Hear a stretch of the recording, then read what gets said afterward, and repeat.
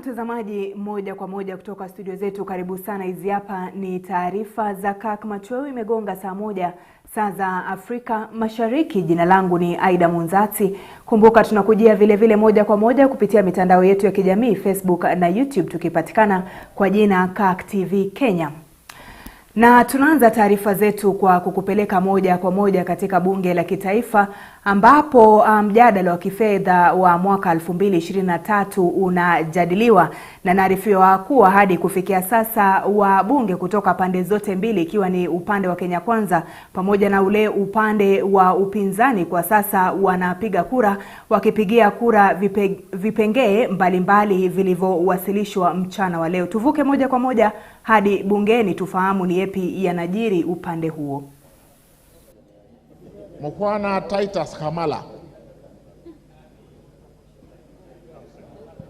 Mbiuki Jafet Miriti Kareke, Kamene Joyce,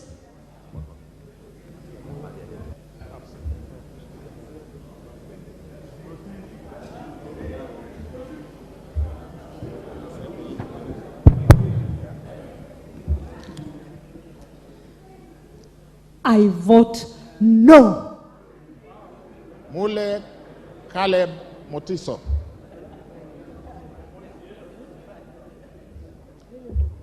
Harrison Garama Kombe,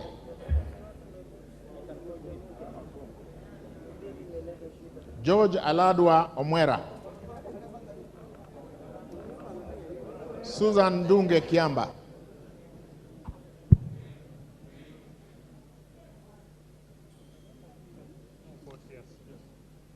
Rose Museo Mumo,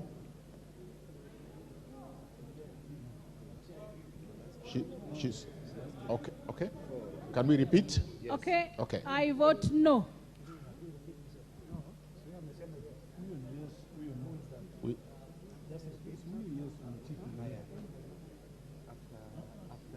Who is she? Susan. No.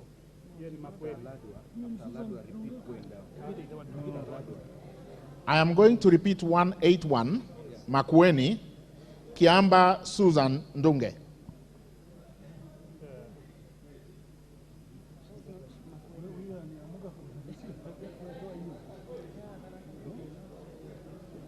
Rose Museo Mumo. Makueni County, Rose Museo, no.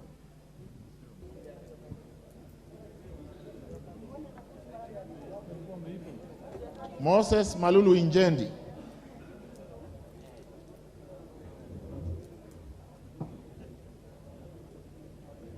Amila Laura Mnyazi.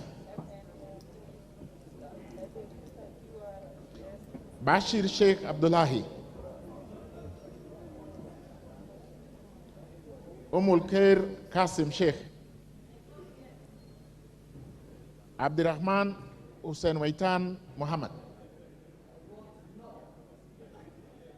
Abdul Ibrahim Haro. Na mtazamaji, ni matukio ya moja kwa moja kutoka bunge la kitaifa, ambapo pande zote mbili zinapiga kura kwa kupiga ama kupinga mswada wa kifedha wa 2023. Bila shaka ule upande wa upinzani unapinga mswada huo, huku upande wa serikali baadhi ya wabunge tu wakiweza kuunga mkono mswada huo. Na tutarejelea tu kwenye bunge kufahamu ni yapi ambayo yatakuwa yanajiri, lakini sasa tuangazie taarifa hii ya matukio ya mchana wa leo, ambapo mjadala mkali umeshuhudiwa katika bunge la kitaifa mchana wa leo, wabunge wa pande zote mbili wakiujadili mswada wa fedha 2023 uliosomwa bungeni kwa mara ya pili mchana wa leo. Anavyoarifu Vincent Kerosi, kamati ya fedha bungeni chini ya mwenyekiti wake mbunge wa Molo Kuria Kimani imependekeza mabadiliko kadhaa kwa vipengee vilivyo na utata, lakini upande wa Azimio bado umepinga kabisa mswada huo. Baadhi ya mabadiliko yaliyopendekezwa na kamati ya fedha ni pamoja na kupunguzwa kwa tozo ya nyumba iliyozua pingamizi kali kutoka 3% hadi 1.5%, japo sasa kiwango cha juu zaidi cha shilingi 2,500 kwa kila moja kimeondolewa. Kipengee kinginecho kilichobadilishwa ni kile cha ushuru wa mtandaoni uliowalenga wasanii wa kazi za mtandaoni. Ushuru huo ukipunguzwa kutoka 15% hadi 5%. With those many remarks, Honorable Speaker, I really would wish to thank the members of the committee. Hata hivyo, kamati hiyo imekosa kufanyia mabadiliko kipengee kuhusu ushuru wa thamani kwa bidhaa za petroli na kusalia 16%. Mswada huo sasa ukizua mjadala mkali, upande wa Kenya Kwanza ukiupigia debe huku upande wa Azimio la Umoja ukiupinga vilivyo. You overburden the poor person, on the other hand you lessen the burden on the rich person. That you want Kenyans to feel pain now, I don't know, they will go to heaven soon now, start enjoying themselves. It reminds me of Shakahola, Mr. Speaker. That is what the people of Shakahola told people. They told them, sell all your assets, come to us, starve and suffer in pain, then die and see heaven. Mr. Speaker, we do not want our hustlers to die. We are not interested in your house. It will not even come even if you give you 100% levy. We know the truth that you don't keep your promises. Wanazimio wakiukosoa kwa kuhofia kwamba utamwongezea mzigo Mkenya wa kawaida, wakisema kwamba umekosa kulishughulikia swala la gharama ya juu ya maisha. I have gone to my people in Githongori constituency, and they have told me very loudly that the government of Kenya, through the Finance Bill Proposal 2023, it is punitive, it is oppressive, and it is scandalous. But if we can pay tax to pay two-term governors money, that one would be injustice to the people of Kenya. Let us look for ways of financing the budget by reducing expenditure, sealing loopholes of corruption, and then putting our priorities right, and we are going to finance the budget. Kwa upande mwingine, Wanakenya Kwanza umeutetea kwamba hiyo ndiyo njia pekee ya kulitoa taifa katika lindi la madeni na kuhakikisha taifa linafikia malengo ya miradi yake. Unataka vipi sisi leo tuweze kuunganisha umeme? Unataka vipi leo tuweze kupunguza bei ya vyakula ilhali tutaendelea kukopa kwa wazungu ili kuleta matatizo kwa Afrika? What is it that we have a problem with in terms of the expenditure? Honorable Speaker, we have to support the revenue side of the budget because, Honorable Speaker, that is where we draw the resources to be able to take our Kenya forward through infrastructure and any other kind of development that you are undertaking. Be patriotic. Be patriotic. Be patriotic. Love your country. Love your country more than you love politics. Vipengee katika mswada huo vinatarajiwa kupigiwa kura kabla hujawa sheria iwapo utapitishwa. Waziri wa Hazina ya Kitaifa Profesa Njuguna Ndung'u akitarajiwa kuwasilisha makadirio ya bajeti ya mwaka 2023-2024 bungeni hiyo kesho. Vincent Kirosi, Kirk Machweo. Thank you, Mr. Speaker. Thank you for giving me this opportunity. Na kwingineko, muungano wa Azimio la Umoja umeshinikiza kuwa hautokubali hata kwa kiwango kuunga mkono mapendekezo yaliyoko kwenye mswada wa kifedha mwaka 2023. Katika kauli ya Jumatatu, Azimio imesema kuwa wabunge wake wameshauriwa kupinga kikamilifu mswada huo bungeni. Na kama anavyoarifu Chris Sambu ni kuwa upinzani umedokeza iwapo mswada utapita basi huenda wakawarai wa Kenya kuupinga. Huku joto kuhusu mswada wa kifedha mwaka 2023 likitanda kwenye bunge la kitaifa, muungano wa upinzani ya Azimio la Umoja wa Kenya umejitokeza kugongelea msumari wake wa mwisho kuhusu mustakabali wake. Vinara wa muungano wa Azimio la Umoja wakiongozwa na kinara Raila Odinga wamefutilia mbali mswada huo. The budget proposal prolongs and worsens the suffering of the people. Tukiwa na kitu kimoja kizuri au vitu viwili vizuri, lakini yale yako mengi ni mabaya. Sasa uwezi kufanya amendments kila kipengele. Ndio kwa sababu tunasema hii bill si bill mzuri, ni bill mbaya, itupuliwe mbali. Kwenye taarifa ya Jumatano, Azimio ikisema kuwa mabadiliko yaliyofanywa mswada huo bado hayana manufaa na kuwa hakuna swala linalowalenga wa Kenya wa kawaida. We believe that this country needs and deserves a people's budget. We repeat, we believe in a people's budget. We believe in the rights best budget. The budget is coming. Kenyans will have the people's budget. Upinzani ikitaja mapendekezo ya bajeti ya mwaka 2023-2024 kuwa kinyume na hali ya kiuchumi nchini, kwani mswada uliowasilishwa unapendekeza nyongeza ya kodi zaidi kwa Wakenya. This bill remains expenditures and proposes to spend what we don't have. We believe the country will do better when we devolve more in line with the Constitution.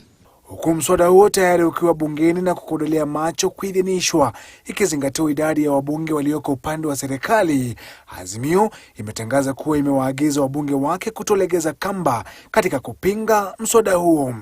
Our members of parliament are mobilized, whipped and aligned.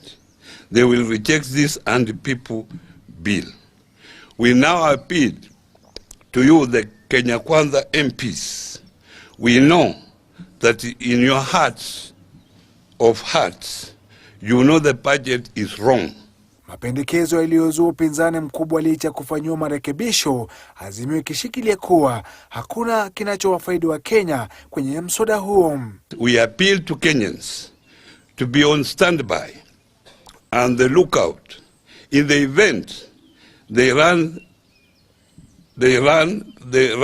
this through your throats. Don't give up. Don't surrender. Azimio ikimshtumu Rais William Ruto kwa kugawanya Wakenya kwa misingi tofauti ili kusitisha muungano wa pamoja katika kupinga mswada wa kifedha ambao umependekezwa bungeni. Iwapo mswada huo utapita, Azimio imedokeza kuwa huenda italazimika kuwarai wa Kenya kupinga swala la ikiwa utakosa kupita, likisalia kitendawili ambacho wabunge wanakabana kwa kutegua ifikiapo Alhamisi. Chris Sambu, Kirk Machweo. Tukiachana na hayo ya mswada wa mwaka 2023, tuangazie masuala mengine. Na Nurdin Haji ameapishwa kuchukua uongozi wa idara ya ujasusi nchini NIS katika hafla iliyofanyika kwenye ikulu ya rais jijini Nairobi. Haji akichukua hatamu za uongozi rasmi baada ya bunge la kitaifa kuidhinisha uteuzi wake. Kwenye hafla hiyo, Rais William Ruto amempongeza Haji akimtaka kudumisha uhuru wa idara ya ujasusi katika kufanikisha utendakazi wa vitengo husika. As you take over the reign as the Director General of NIS, we recognize that it's an institution that has been built over time. It is my hope that you will make your contribution to making that institution better, more professional, more responsive to serve the country better. On this very important occasion, I call upon all arms of government and all sectors and all agencies to work together for the better governance of the country. We must depersonalize, depoliticize our decisions so that they are better tuned to making sure that it is in the best interest of the country when we act. Kwingineko, Rais William Ruto amemteua rasmi Kamau Thuge kuwa gavana mpya wa Benki Kuu ya Kenya kwa muda wa miaka 4 ijayo. Katika tangazo la leo kwenye jarida rasmi la kitaifa, Rais ametangaza kwamba Thuge atayachukua majukumu yake Patrick Njoroge kuanzia Jumatatu ijayo, tarehe 24 mwezi huu wa Juni. Thuge, katibu mkuu wa zamani katika Wizara ya Hazina ya Kitaifa, aliidhinishwa na bunge baada ya kuhojiwa na kamati kuhusu fedha na mipango bungeni mnamo Juni 6. Thuge anaichukua nafasi yake Patrick Njoroge ambaye amekuwa uongozini CBK tangu mwaka wa 2015.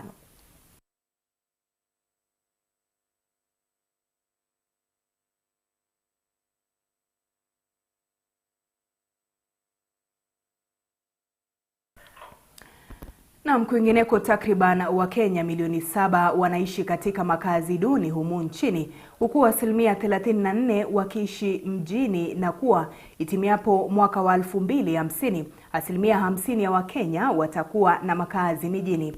Haya ni kulingana na Rais William Ruto alipokuwa akizungumza katika hafla ya ufunguzi wa jukwaa la ukuaji wa miji jijini Nakuru, akitetea hazina ya makazi na ushuru utakaotozwa Wakenya. Rais amesema kuwa ni jukumu la serikali kuhakikisha Wakenya hao milioni 7 wanaishi katika makao bora yenye stakabadhi zote muhimu. Wakati huo huo, Rais ameelezea namna ugatuzi umechangia pakubwa katika ukuaji wa miji, akiongezea kuwa serikali iko tayari kuweka mikakati kabambe kuhakikisha hili linaimarika. Hata hivyo, Rais ameelezea kuwa ni kutokana na handshake kati ya Rais mstaafu Uhuru Kenyatta na kinara wa upinzani Raila Odinga ndipo mpango wa makazi bora kwa Wakenya ulipoathirika. Masuala mengine aliyogusia ni ukuzaji uchumi, mswada wa kifedha wa mwaka 2023 na jukumu la vyombo vya habari katika kuliendeleza taifa baada ya uchaguzi mkuu. Over 50% of urban residents inhabit informal settlements. Statistics from the government of Kenya show that we have 1,411 informal settlements, slums, in our country, with close to 7 million people living in those informal settlements. We have negative implications on human dignity, security, safety, and health because of these informal settlements. As a result, our commitment to sustainable development goals is undermined, most of all SDG number 11, by what is the trends that we see. It is time to take radical measures to bring our urbanization under control in order to enable urban institutions and authorities to significantly improve livability in these settlements and in our country. Urban areas must be transformed from spaces where it is difficult for authorities to provide services for citizens to obtain them. In other words, we must, with great urgency, steward the transformation of our urban areas into well-planned, adequately managed, well-governed, and sufficiently resourced areas. The future, as has been said by everybody here, is urban. We cannot and must not argue with this inevitability. Our role is concerned with how, rather than whether, future urbanization will unfold. Our primary mandate is to facilitate an expeditious transition to Kenya's desired urban future. As a starting point, the Constitution provides a robust institutional foundation for sustainable urbanization by mandating national legislation to provide for the governance and management of urban areas and cities under Article 184. The legal framework governing urbanization and urban governance is also in place in the form of the Urban Areas and Cities Act, Cap 275, upon which a city like Nakuru was pronounced as a city, and the policy framework set out by Sessional Paper number 1 of 2016 on national urban development. So we have the constitutional, we have the legal, we have the institutional, we have the policy framework that will assist us manage this necessity and this imperative of urbanization.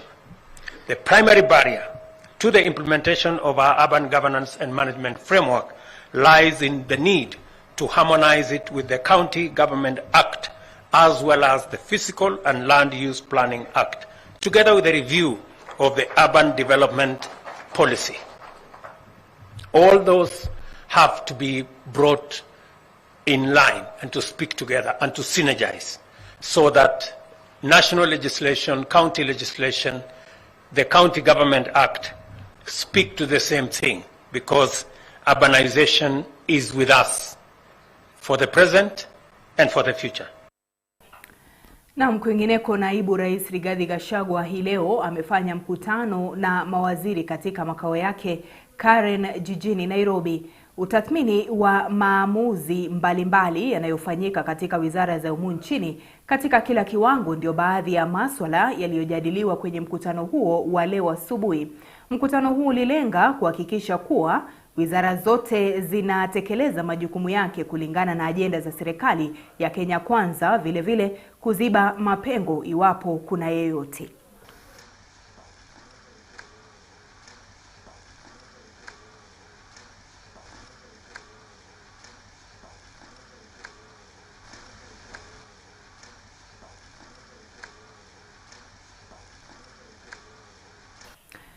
Na viongozi wa kidini kaunti ya Kilifi wamependekeza kuanzishwa kwa mikakati bora ya kudhibiti shughuli za makanisa na maeneo ya kuabudu, huku jopo kazi lililoundwa na Rais William Ruto la kuchunguza kilichojiri Shakahola likizuru kaunti ya Kilifi. Wakizungumza katika mkutano uliofanyika mjini Kilifi, viongozi hao wametaka bodi ya kudhibiti masuala ya dini humu nchini kupewa jukumu la kuadhibu makanisa na maeneo mengine ya kuabudu ambayo hayatafuata sheria vilivyo. Jopo hilo linaongozwa na Mutava Musimi limeapa kuendelea na uchunguzi hadi tamati na kuleta suluhisho la kudumu. Umbrella bodies, kila kanisa lililoko hapa liweze kuwa member wa umbrella body registered and recognized by the government. Ili mtu okoe sisi tunaoitwa Wakristo, kwa sababu leo hii Mkristo ataonekana hana maana, ni kwa sababu ya serikali yenyewe kutelekeza majukumu yao. Serikali imeacha watu wawe huru kufanya vile wanavyotaka.